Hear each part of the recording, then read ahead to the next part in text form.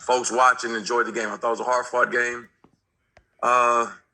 We didn't play to my expectations, and as well as we would have needed to play to beat a championship team like South Carolina State. But the things that we have done previously coming into the game, I didn't think we did it, as well as far as our third down conversion offense and red zone offense. Those two areas that we led the country in, and came in Saturday, we didn't execute there. We had way too many penalties. Some of them I'm still looking for on film. I can't seem to find them anywhere, but too many costly penalties. And again, our kicking game. We've left 13 points out there in the kicking game over the last 2 years, and have given lost about 4 points. So we got to figure out how to make some field goals and convert during those situations. Just as good as South Carolina State. Coach Milstead is doing a great job with those guys, and I know they had gone through some things up there, some turmoil, some tough times within the last 10 or so days, but they played really well early on. They kind of stubbed their toe against Howard a little bit this past weekend, but they got very good receiving core. They're very physical up front with the run game, and defensively I think they lead every category in the MEAC. So it's going to be another tough game this week. All right, well, good luck this week. Let's hear from the media with the first question coming from Dr. Cavill. This is Kenyatta with Dr. Bill's Inside the HBC Sports Lab. Good morning, Coach Oliver. Good morning, Doc. Good seeing you. I appreciate that. Watched the game. It was very intense throughout the game in terms of how it was played at such a high level. And I asked that question in terms of there was so much emotion going into that game, knowing what it meant to kick off MEAC play in a lot of ways for South Carolina State. Obviously, you're going into your second game. All the preseason work, get in there. What do you discuss with your team to make sure that they move forward because they put so much in the game and obviously left a lot on the field? Right, definitely. And it was, it was like you said, it was an intense game, and guys were hurt after the game, and I sent out a message to the guys after we got back, and it was a tough one. We let one get away from us, but it's not the end of the world. We lost the game, so we're gonna put this one behind us after we watch the film, make corrections, and we'll move on. It was one football game. We definitely wanted to win that game, but it was one game, and you're gonna hit adversity in life. And you got to shake back. So that's what we're doing this week. And, you're talking about, whoever loses and has 2 losses, really one loss and you're going to have problems, as far as contending for a championship.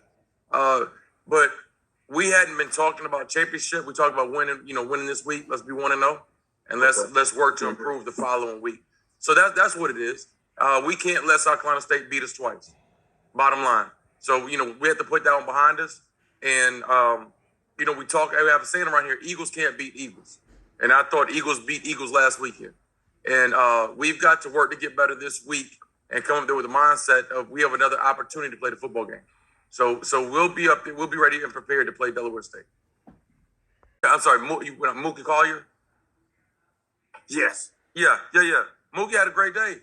And you could not have told me we would rush for 243 yards against South Carolina State and lose that game. Right. But Mookie, man, great young man, runs hard, runs behind his pads. It was a couple other runs. I thought if he, lifted his knees up a little bit more, he might have been able to break up a few more tackles. But he's blue collar, he's a tough guy. He's great in pass pro. and he's a great team player. But we 243 yards and you lose a game rushing. That's crazy. For us, it's one day at a time, and I had to work extremely hard during high school and college to get through my math courses, so I wasn't very strong in math. So I'm not going to do all that trying to figure things out with losses and wins and everything like that. So we knew we had to win that game to have an opportunity to win a championship. So I'm not worried about, and I talked to the guys, we're not going to sit here and waste any time trying to figure out who needs to lose and where we need help and who needs to help us. Let's just take it one game at a time and win this week. So we're not going to worry about who needs help and whatever the standings and all that other mess. So we lost last week. We're disappointed. We put it behind us and we're moving on to Delaware State. Run. We ran an off-tackle play, and O-line did a good job of getting some movement. I thought we played well up front in the run game. I was not nearly as pleased with our offensive line and our pass protection. I thought we got a little antsy early because of the pressure. So the O-line I wish we would have played a little bit better there. But Mookie, he saw a crease and hit it and had an opportunity to hold their defensive back, their corner off, and took it for 60. I hope that's the question. Yeah. It's a lot of good teams. There's a lot of parity in this conference. And like I said, watching Delaware State, last night to the wee hours of the morning, to me, I think they're just good as South Carolina State. And then I watched them and Howard play. Howard has a very good football team. So, it's a lot of parity in the conference. And it's never about the other team. It's about us. And we just have to handle our business. We can't get the ball inside the 4-yard line and not come away with points. We can't create a turnover the second drive of the game in the red zone on their territory and not come away with points. And, you're not going to beat anybody, much less South Carolina State, if you're not putting points on the board. And we had been successful doing that all year. We didn't Saturday, and that hurt us. That probably is a question for Kyle. And if it takes a campaign for us to get from my part to make it to the playoffs, we won't make it to the playoffs. Because I'm only going to worry about the next game. And I'm not going to be sitting here on social media and doing posters and billboards about us getting to the playoffs. And we have so many games left. Some folks want to talk about Celebration Bowl, and I have some choice words for them last week. I don't want to talk about Celebration Bowl. I don't want to talk about anything, just South Carolina State. So I have not given the playoffs any thought at all. I have not watched any film on any other opponent except for Delaware State. So I'm not going to worry about that. So, I'll let the powers that be, the AD or Kyle Serber handle that one. Appreciate it. Ooh, great question. We talked yesterday, and I got a text from my mom, Mia. You met my mom before, and she was talking about TD Jakes and going through the storm and things like that, and voices you listen to. And you're going to have some critics out there that are going to tell you how you need to be doing things. You'll have some people send you well wishes, usually your mom and dad, and baby, it's going to be okay. Then you have some people that aren't going to have so many positive things to say about you. So you have to stay positive. And everything, you always go through storms and adversity in life, but stay positive. And what I did tell them was that, baby, it's going to be okay. It'll be okay if we put the work in to get better. It's just not going to be okay just because we say that. Obviously, we don't listen to the critics, and we have to stay positive around here. But, yeah, the guys were hurt after the game, definitely. But I texted them, like I said, that night and told them I loved them. We lost one, and let's move on. Not just them. You look at the games they were in last year. Norfolk State had them down. A lot of folks playing close. And, like I say, there's a lot of parity in here. So they've had a lot of success, but it's not like they were just blowing people out. They're a confident group. They do an outstanding job recruiting. They're a very physical football team, and they have playmakers. But I don't think there's a big difference between their program and any other school in the MEAC. But they are a very good football team. Right here, I asked that question. The 9, they beat us twice, and by 2 points both times. So when you have a championship football team, the guys are confident, and they're not going to beat themselves. And I think that they do a good job of doing that. They overcome adversity, and they're talented and well coached. But those two losses we had by 2 points, they hurt, and we got to figure out a way to find those, win those games. But they're a very good football team, and Coach Pough's done an outstanding job with them. This call last week, I was informed that he had passed away. He lost a battle with pancreatic cancer at the age of 55. The third week of the season, we were walking out to practice. He collapsed, and then 27 days later, he was with the Lord. So it's been difficult. Our guys have had some adversity with that, dealing with death, and the mental response to it has been rough. But we're going to do it for Coach Broussard, and we know we got to regroup and continue to play football. So first of all, the game, Coach Scott had his guys prepared. I knew what type of atmosphere it was going to be. I mean, heck, I grew up in the D.C. area, so I know what our homecoming is all about. And I know the celebrities come out, and I knew that the field was going to be a chain of people around the field, and it was exactly what I predicted. Our guys just, for some reason, didn't play. We didn't play well.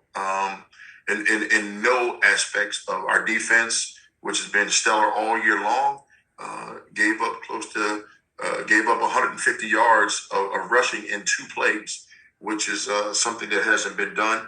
And we got to go back to the drawing board and get these things corrected.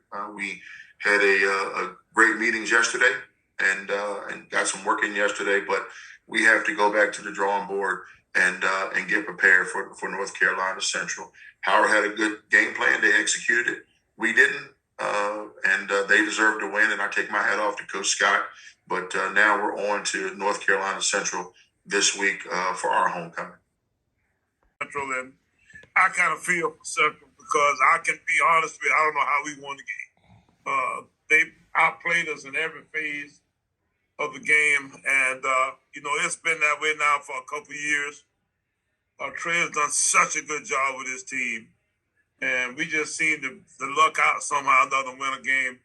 Our guys did play better, though. We played better than we played in the past, which kind of surprised the people a little bit because we've been ugly up to that point. We still not really good, but we were better Saturday. And we threw the ball around a little bit better. Our quarterback played a good bit better. I can tell you, though, that our league is so even until anybody can beat anybody. We talking about one loss, all that kind of stuff. Let me tell you, I don't know if we'll be able to go through the league.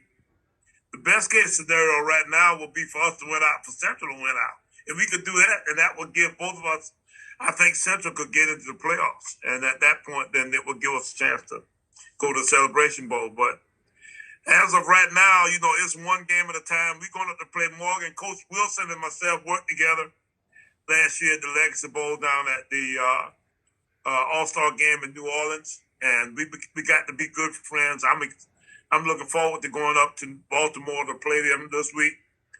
They just getting started, and I'm hoping they just get started because the last thing I need is for them to get loose with that daggone running back. The Graham and both Johnson, number 2 and number 5. They run like scarlet dogs, both of them. They just doggone haul them, all over the place. So I'm concerned. Because we don't seem to be able to. These guys rush the football for almost 250 yards on a Saturday. What the heck is going on, man? They're just running by guys. We had one guy to run 60 yards right by a guy who just kind of just standing there. I was saying, tackle him. He just standing there. So you ain't got nothing to do, and he ain't got nothing to do, and y'all running by each other. It's like 2 ships passing the night. But it's a pretty safe bet that these guys are going to try to run the football on us because everybody else has. And we got to figure this out. So we got our work cut out for us. We're going up to Baltimore to play at 12 noon this Saturday. Looking forward to it. You hear me? Yeah, I hear you good. Right now, up until the time you ask the question, Yes. you all right. Yes, for it. sir. I had an opportunity to see the Bulldogs up close and personal. Talk a little bit about your team as you move forward and try to get back to MEAC right now.